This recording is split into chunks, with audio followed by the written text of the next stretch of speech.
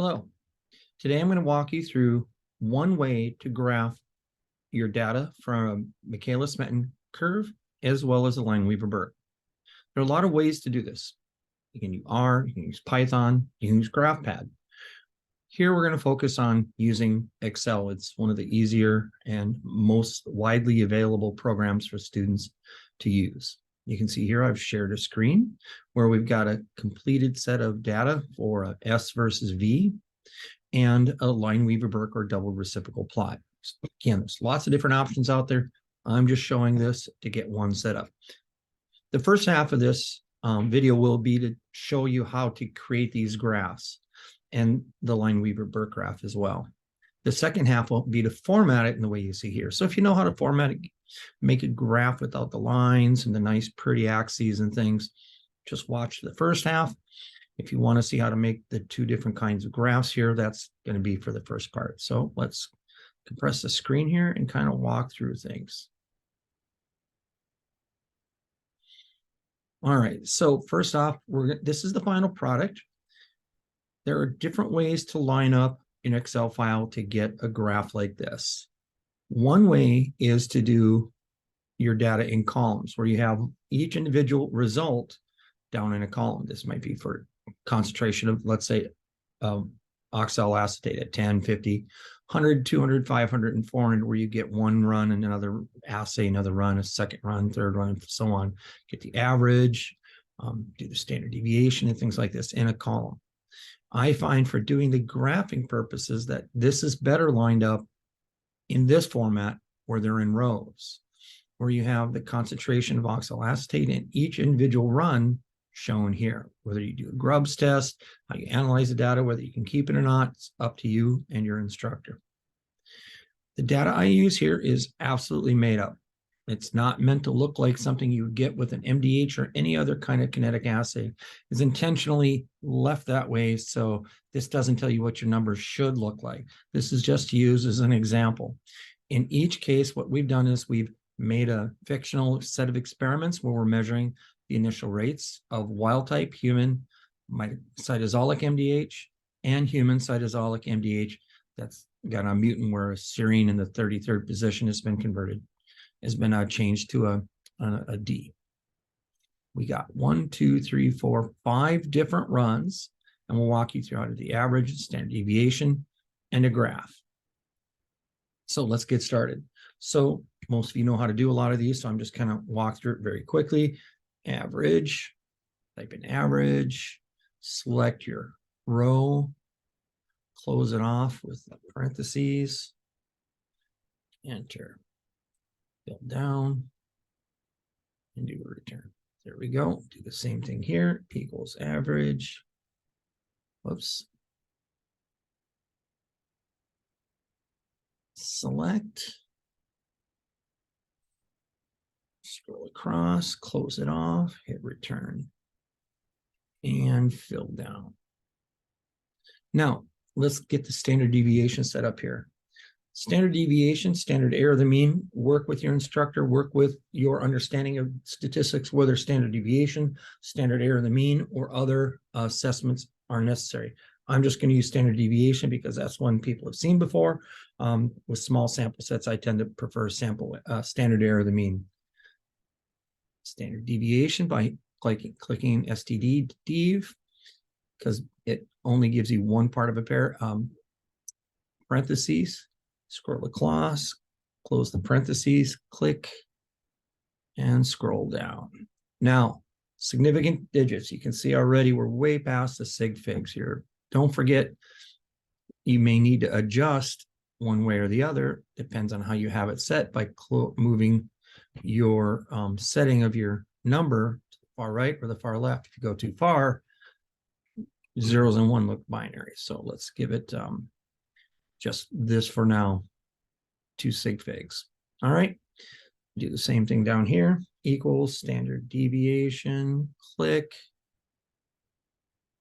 select, close parentheses, click on this, and then scroll down to get them all done. All right, so now we've set ourselves up for at least the first graph. Now this is the part where a lot of people get confused or where things can mess up. If you go to insert, we have lots of graph options. Now, if you're on an Android or PC or a Mac or there's lots of different software. I'm focusing on the Mac version or the Apple version of the Excel.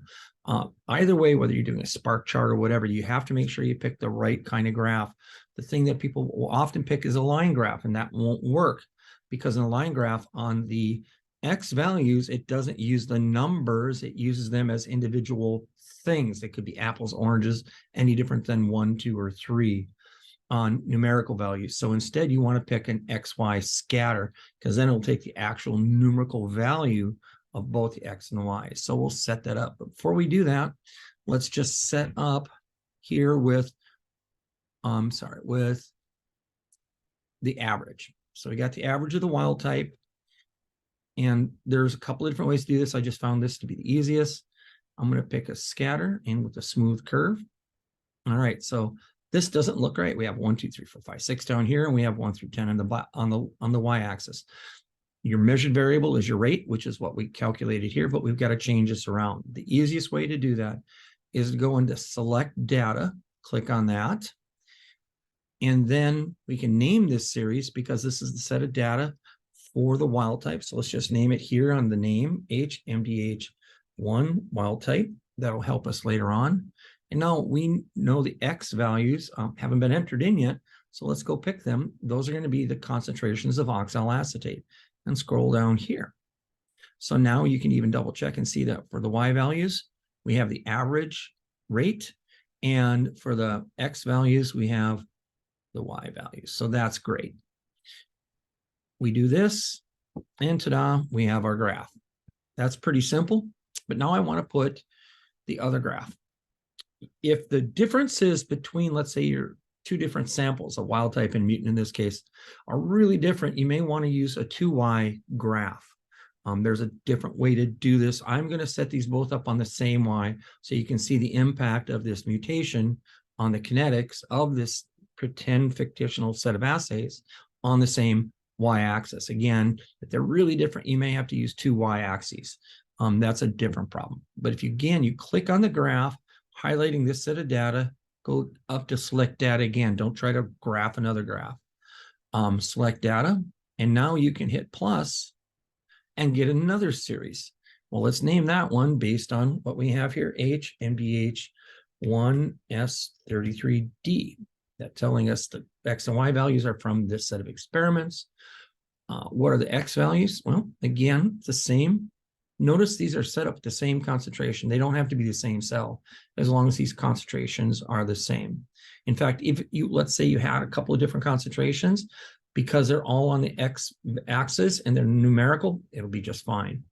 Let's pick our Y value here, the average, bang on. All right, so hit OK. And now we have our nice little graph here. We don't have any formatting for it, but I wanted to at least show people how to set that up. In the second half of the video, after I set up X and Y value, I'll go through the formatting. So I'm going to leave that here for now, just so people who already know how to format and put in axis and make everything look real pretty, you can stop after I show you the Lineweaver Burk or the double reciprocal plot. For those who aren't sure how to add axes and things, we'll come back to this once I get done to this next part. All right, so as promised, well, let's set up the Lineweaver Burk. Well, just like the Lineweaver Burk, everything's a double reciprocal. So in this case, we'll say equals 1 divided by the concentration of oxaloacetate. And then we'll do a little pull down. Oops, I pulled too far. Let's just get rid of those 2 points. And again, we got some significant figure issues. I'm just going to ignore that for now. Equals 1 divided by each individual value. It's better to do the individual values so you can get error bars to show the population distribution of your numbers rather than doing of the average. That's an important part.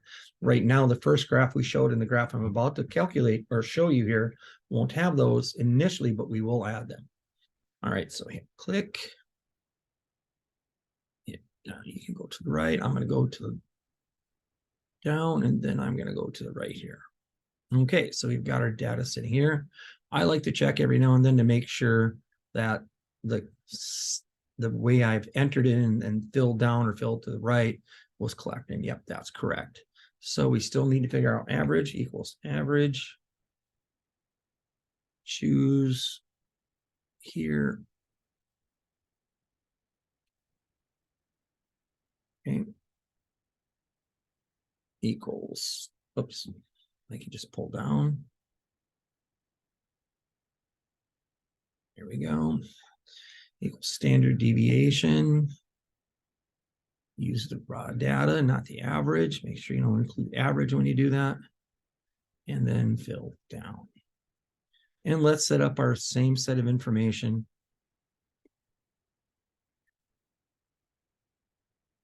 for the mutant. 1 over oxaloacetate equals 1 divided by the rate for the mutant. So now we can just, did I make up? I did not do it divided by. Here we go. 1 divided by the oxaloacetate concentration. There we go. So always helps to go back and look at your cells and make sure you programmed what you thought. And let's just delete the unneeded ones. Scroll down, fill down. Now let's fill to the right. And just like before, equals average.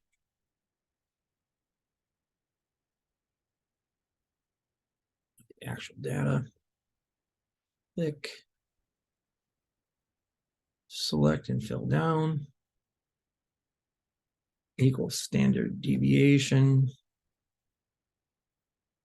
Select the raw data. Enter. Notice when I do enter, they close parentheses. Sometimes I just tend to close the parentheses off myself. Either one works. All right, so now we've got a graph ready to go here. So we'll select, in this case, our information for our y-axis. That'll be the average rate when we did the reciprocal of that data. And as before, we'll insert another XY because we want to use the values, not just as categories. But in this time, instead of using a smooth line, we use just plotting a scatter graph, XY graph, without showing the line. We're going to want to use a linear, at least linear squares for that. So let's get that set up. And like before, we get something that doesn't look at all like what you're doing, but you can notice here we have the Y values out here. That's a 1 over the rate. And we have some arbitrary sample number ID 1 through 6 here. So click in the middle of the graph. We should get select data show up. Select the data. As before, let's give it a name, HMDH1 wild type. And we've already entered in our Y values. That's 1 over the rate. So let's put the X, which is 1 over the concentration of oxaloacetate.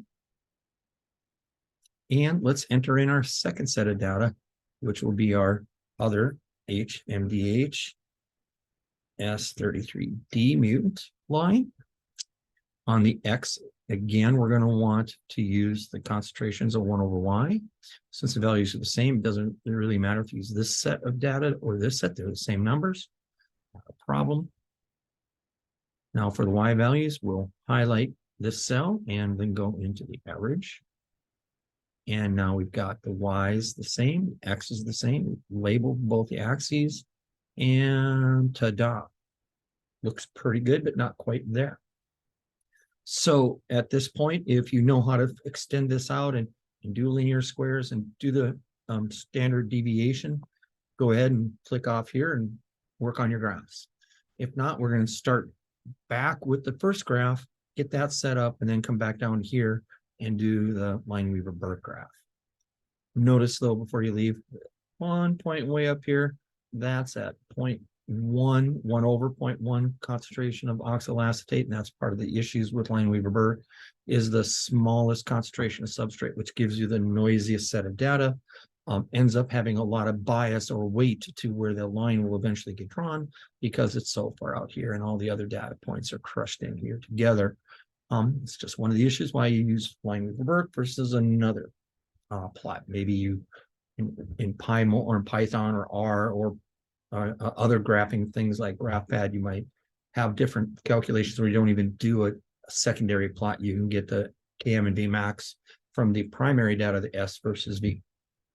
All right, so let's get back to S versus V. So we'll go to this graph. So the first thing I want to do is I want to put in some error bars. Now, there's a lot of different ways to do the error bars.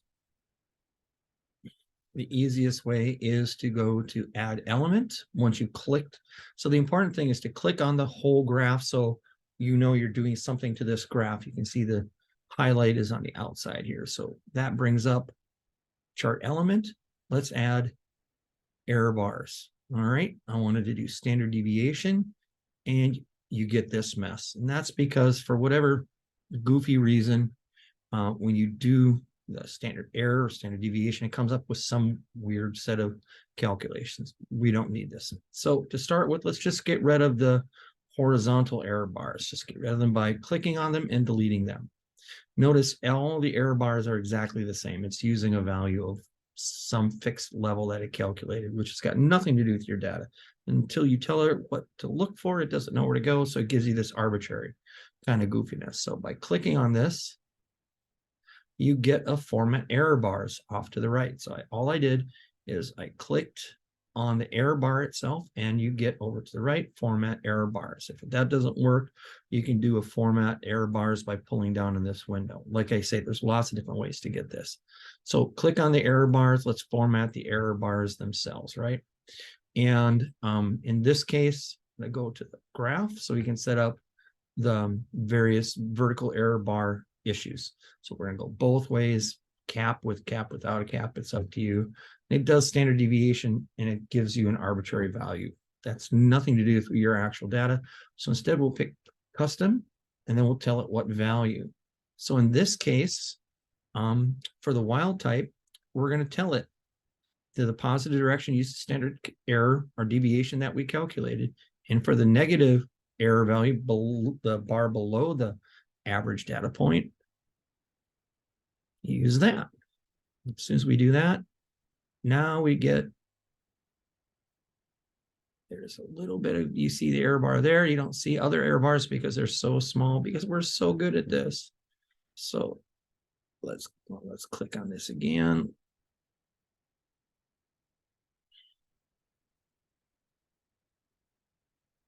Let's make sure we put them in there. Error bars.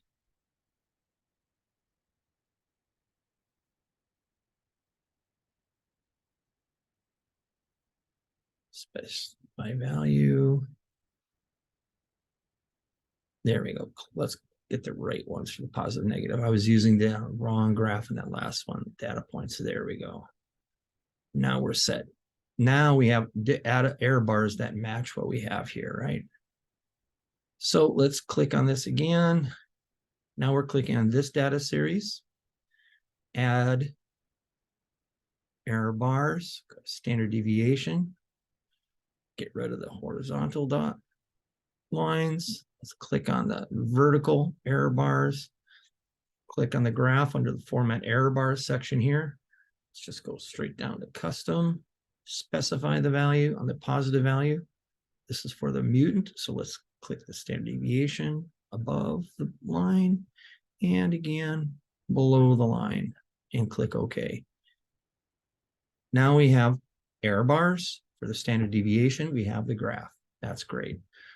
Couple of things that I like to do is in something like this is let's just get rid of these lines. You do not see these lines showing up in professional graphs. Okay. I like to make these lines a little bit bigger. So we'll go to home where we can then change some of the format. I like to make them big enough so you can read them. What we don't have here, we'll do the same thing down here on the x-axis. Let's make them a little bit bigger so they're easy to read. And as soon as you do that, notice we get this extra space. So once we get some extra space here, we're compressing the data and it really says the same thing, but it's nice to have your data extended within the window of your graph. It only did that because I was making the font larger and it was harder to fit and Excel automatically went to that default. So instead, I'm going to click on the graph here. So once I click on the graph, you can see format axis. Let's go over here to the axis options. And we know that our highest number is 400. So let's just click 400. In fact, let's click 401. with 0 in the beginning. Hit enter. And it, again, is trying to get you to automatically fit the data in a way that doesn't make sense. So I'm going to get rid of that and go to 0. And the reason I did 401 is so it doesn't cut off these data points. If I click on this again, and I did just 400,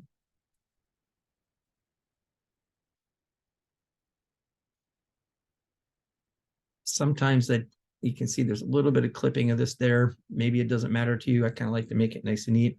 So I'll do 401 or maybe 405, as long as my major and minor axes aren't smaller than that. Now you can see we're not clipping off the ends of your data points, and you still have a reasonable set of number down here.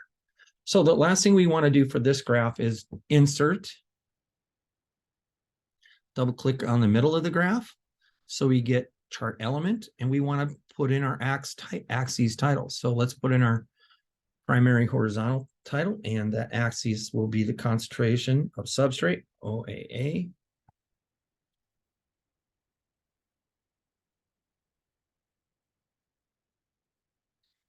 Find the way your instructor likes to have these things written in. Click on this again. Add chart element, axes titles. Now the vertical axis. In this case, it's the rate.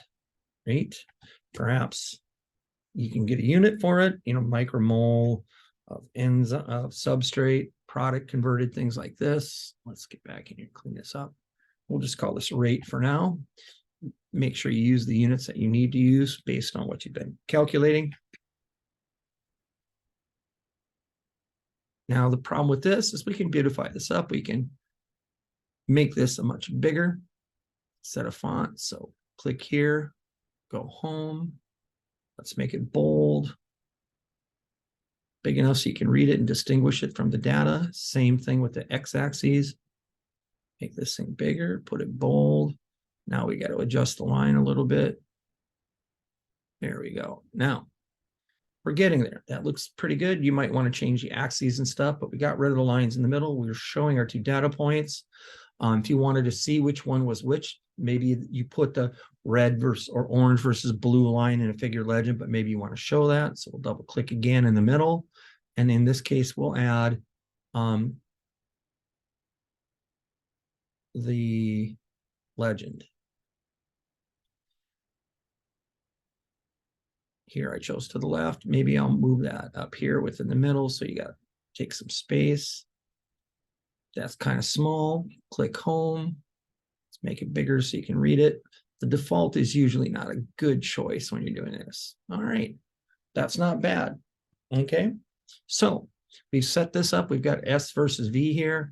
You can still play a little bit with the axes, but this looks pretty good at this point. It's up to you and your instructor if you think you should have the legend within the figure or you just put it in a figure legend. Again, talk to your instructor, but you see very few published graphs where it says S versus V or something. They usually don't have a title. That goes in the figure legend. All right, so let's get down to the Lineweaver Burk. This one's a little bit trickier because we need to put a line across there. So let's collect data here. Double click, double click. Click on the data. So to get this add chart element, I'm going to click away for a second so you can see what I did.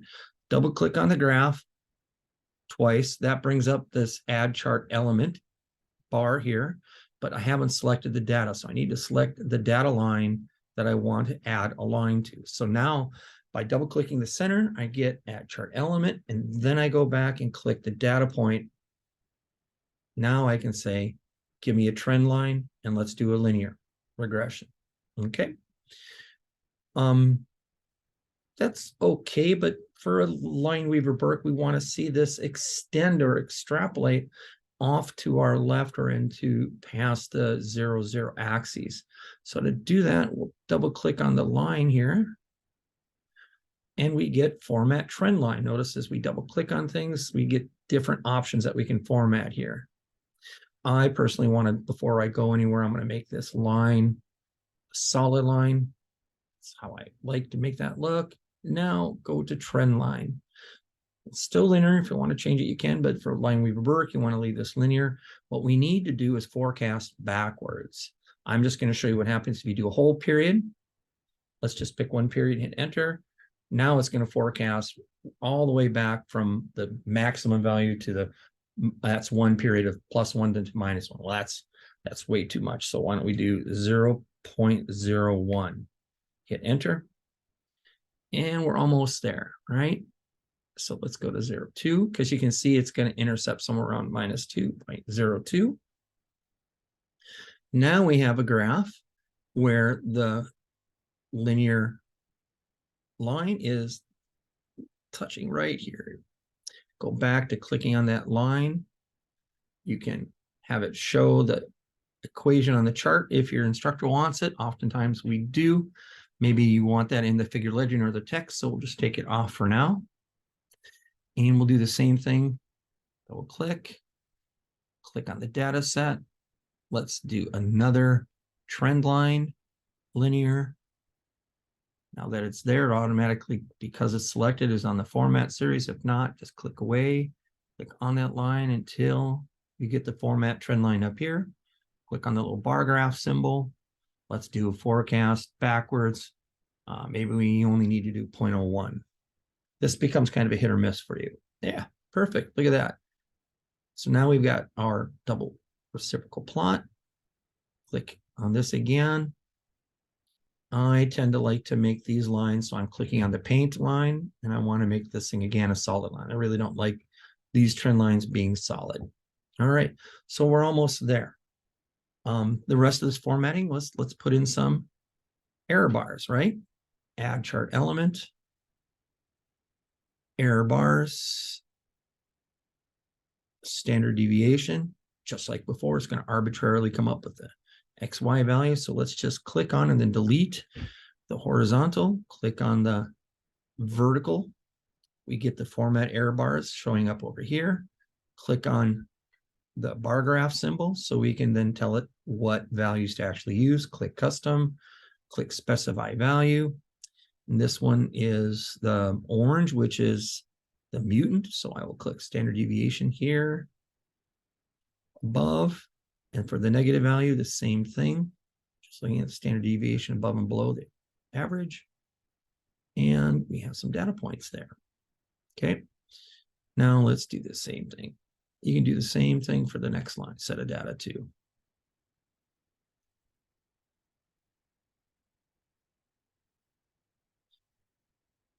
To add chart element, trend line, linear. Whoops, excuse me. We want to insert error bars again. Get rid of the vertical. I got to click on all the data. That's what happened there, because it was only doing one at a time. Let's just get rid of that, start over again. Part of the problem that just showed there is actually a nice example is if you click on one data point, it'll put in data for that one line versus the entire data point, set of data point. So that's what's really important when you're doing these selections. So I'm going to click away because clearly I'm getting clicky, crazy. I'm going to make it bigger, easier to find. All right, let's click on not the trend line, but the data.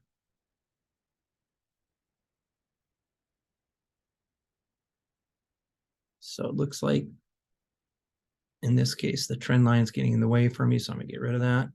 There, now I can click on this. Okay. So now let's go ahead and back and insert error bars, standard deviation. Now we're cooking. Let's get rid of the vertical. Click on the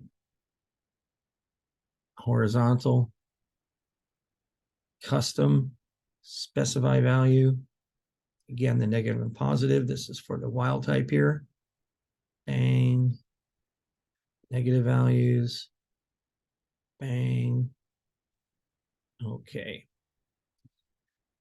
So let's go ahead and put that trend line back in. Again, notice I've highlighted all the data points. So trend line, linear, paint it. Let's make that line so it's a solid line.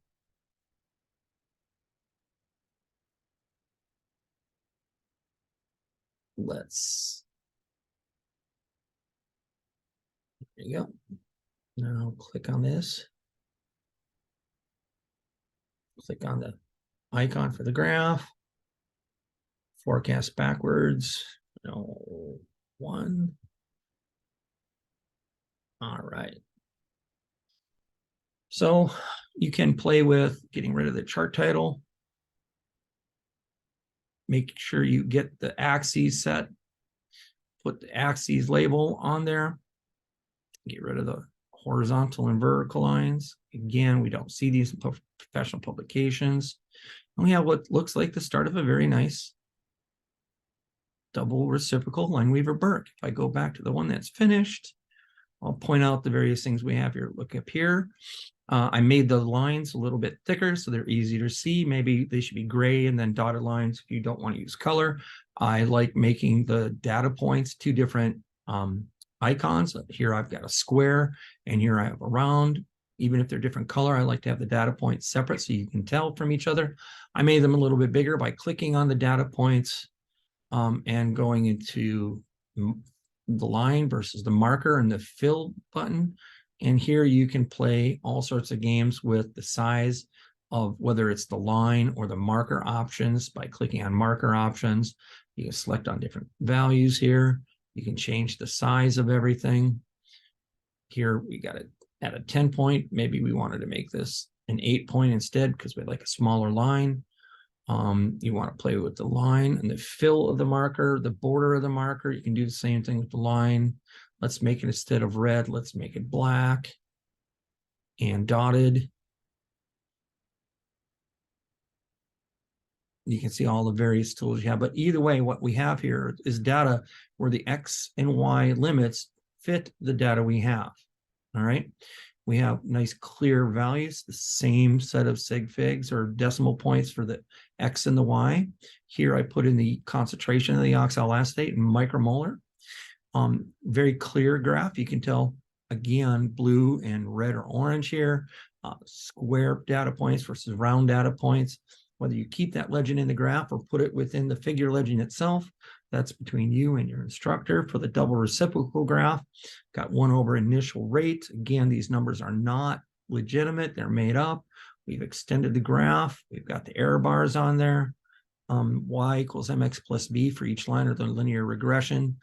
You can post or you can keep in the conclusions and results and the figure legends. But either way, now you have very nice standardized looking professional graphs for both S versus V, the primary data for a Lineweaver Burk, or for a Michaelis-Menten graph, and then a Lineweaver Burk graph.